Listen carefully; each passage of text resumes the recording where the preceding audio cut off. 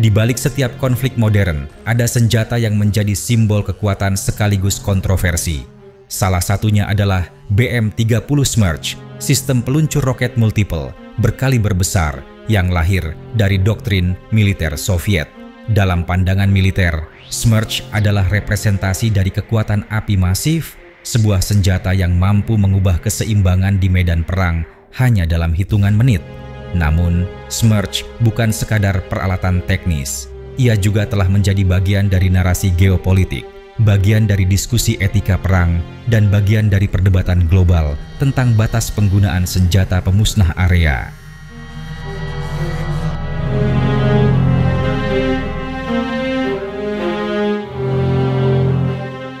Smerch, yang berarti tornado dalam bahasa Rusia, bukan sekadar artileri konvensional. Ia dirancang untuk meluncurkan 12 roket berkaliber 300 mm sekaligus dengan daya jangkau hingga lebih dari 100 km pada versi modern. Dalam satu salvo, hujan roket dapat menutupi area seluas puluhan hektar, sebanding dengan hampir 100 lapangan sepak bola. Itulah sebabnya, senjata ini digolongkan bukan hanya sebagai artileri, tetapi juga sebagai instrumen penghancur area.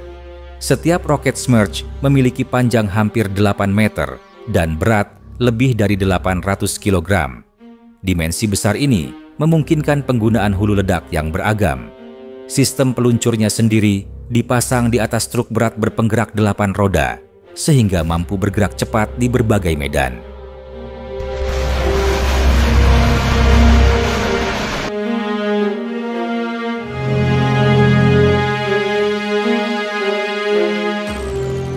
Kecanggihannya terletak pada variasi amunisi. Smerch dapat menembakkan roket dengan hulu ledak fragmentasi, bahan peledak tinggi, hingga munisi klaster yang melepaskan puluhan submunisi kecil di udara. Ada pula varian termobarik yang menghasilkan ledakan berbasis tekanan, mematikan di dalam bunker atau bangunan. Bahkan, beberapa roket mampu menebar ranjau dari jarak jauh.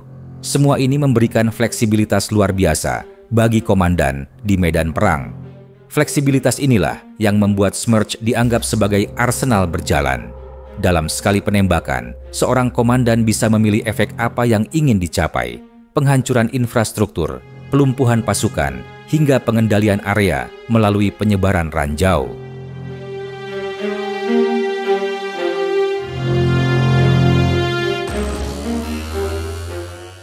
Teknologi Smerch tidak berhenti di situ. Modernisasi melahirkan varian Tornado S. Disinilah konsep presisi mulai masuk. Roket-roket baru dilengkapi pemandu satelit GLONASS, sehingga tidak lagi hanya menghujani area luas, tetapi bisa diarahkan ke titik target yang spesifik. Dengan jangkauan hingga 120 km, Tornado S mendekati kemampuan rudal balistik taktis, namun dengan biaya operasional lebih rendah. Kemampuan ini mengaburkan batas antara roket artileri dan rudal presisi. Dengan satu sistem, Rusia dapat memilih apakah akan melancarkan serangan area masif atau menargetkan fasilitas tertentu dengan akurasi lebih tinggi. Hal ini membuat Tornado S masuk kategori sistem persenjataan hibrida yang sulit diprediksi oleh lawan.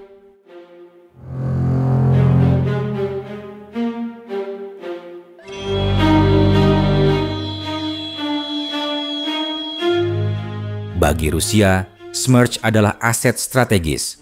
Sistem ini memberi kemampuan untuk menghancurkan konsentrasi pasukan musuh, pangkalan logistik, hingga infrastruktur militer penting. Mobilitasnya juga tinggi. Dipasang pada truk berat berpenggerak 8 roda, kendaraan peluncur dapat menembak, lalu segera berpindah sebelum posisi mereka terdeteksi radar kontra baterai musuh. Kehadiran Smerch juga menjadi alat psikologis. Suara desingan roket besar yang meluncur diikuti hujan ledakan dalam skala luas, seringkali memiliki efek moral yang lebih besar daripada kerusakan fisik yang ditimbulkannya.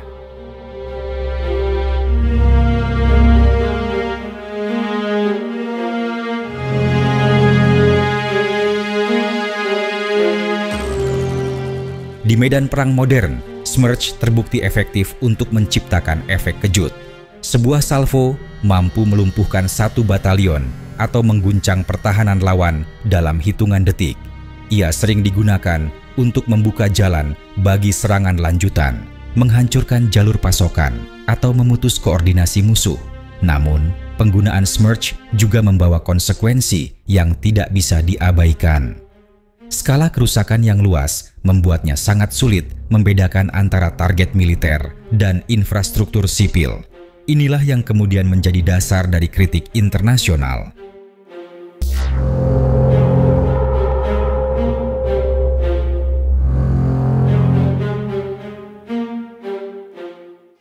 Banyak pihak internasional mengkritik penggunaan Smerch, terutama ketika senjata ini dipakai di area berpenduduk. Organisasi hak asasi manusia menyoroti penggunaan munisi klaster yang berpotensi menimbulkan korban sipil dan meninggalkan dampak kemanusiaan jangka panjang. PBB menyampaikan keprihatinan, sementara Amerika Serikat dan NATO menilai pola penggunaan Smerch menunjukkan ketergantungan Rusia pada volume tembakan ketimbang presisi. Di sisi lain, negara-negara non-barat cenderung diam atau sekadar menekankan perlunya penyelesaian politik daripada mengomentari teknis penggunaan senjata.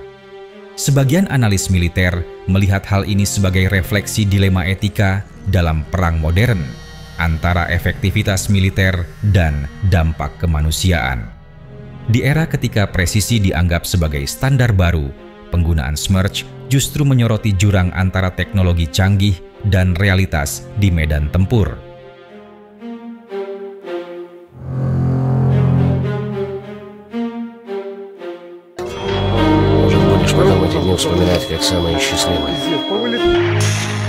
Smerch pada akhirnya menjadi senjata dengan dua wajah. Di satu sisi, ia adalah simbol efektivitas militer, senjata yang mampu memukul lawan dengan kekuatan luar biasa. Namun di sisi lain, reputasinya di mata dunia sering dikaitkan dengan kekerasan yang indiskriminatif dan kerugian kemanusiaan. Kontras inilah yang membuat Smerch bukan sekadar senjata, melainkan juga instrumen politik yang mencerminkan cara pandang berbeda tentang perang modern. Bagi sebagian pihak, ia adalah bukti superioritas artileri Rusia. Bagi pihak lain, ia adalah contoh nyata dari senjata yang menciptakan luka kemanusiaan jangka panjang.